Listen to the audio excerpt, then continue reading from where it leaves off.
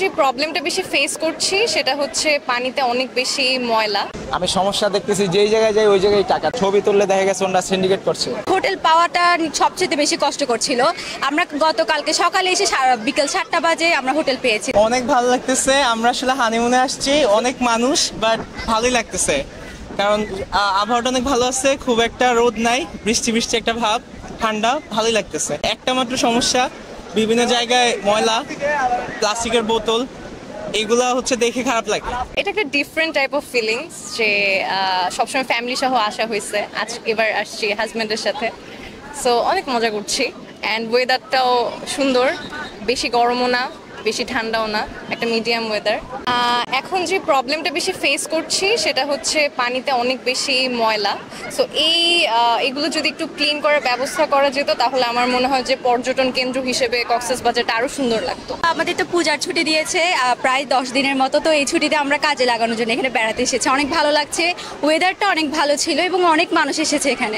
কক্সবাজারের বিচটাই সবচেয়ে বেশি ভালো লাগে। এখানে এসে আমরা সবাই ছবি তুলি, মজা করি এবং এখানকার পরিবেশটা অনেক সুন্দর। স্টার বলতে এখানে একটু মানুষ বেশি এবং হোটেল পাওয়াটা সবচেয়ে বেশি কষ্টকর ছিল। আমরা গতকালকে সকালে এসে বিকেল 7টা বাজে আমরা হোটেল পেয়েছি, তো এটা অনেক কষ্ট ছিল, বাট সব মিলিয়ে অনেক ভালো লাগছে। আমি সমস্যা দেখতেছি, যেই জায়গায় যাই ওই জায়গায় টাকা, দেখা গেছে লকারের মধ্যে জামা কাপড় রাখলে এই জায়গায় 40 টাকা করে ঘন্টায় নিচ্ছে, 40 একটু সময় বেশি হলে ওই টাকাটা নিচ্ছে। তারপরে ছবি তুললে দেখা গেছে ওরা সিন্ডিকেট করছে, ছবি তুললে ছবি ওইগুলোই নিতে হবে, এইটা করতে হবে এইটা করতে হবে।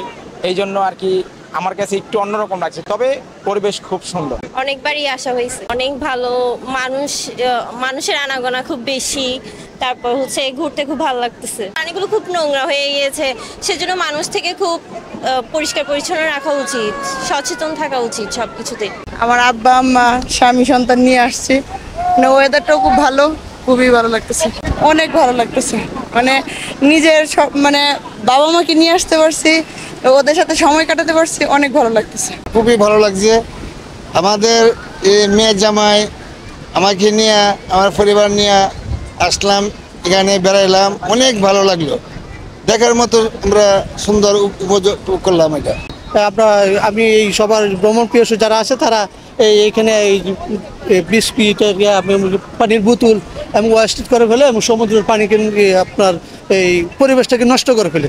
আশা করি এই পরিবেশটা সবাই এই সঠিকভাবে একটা নির্দিষ্ট ওই যে আপনাদের বোতল, পলিথিন, বিভিন্ন কিছু একটা নির্দিষ্ট ডাস্টবিনে ফেলে আমরা এই পরিবেশটাকে আমরা নিয়ন্ত্রণে আনতে পারি, তাহলে আমরা আমাদের সমুদ্র এবং পরিবেশকে বাঁচাতে পারবো হুমকির মুখ থেকে। আমরা আরও 2বার আসছি, তবে হচ্ছে প্রত্যেকবারই কক্সবাজার ভালো লাগছে, কিন্তু কক্সবাজারে শুধু একটা দিকে আমার পছন্দ হয় না, যেটা হচ্ছে এখানে অনেক ময়লা আছে।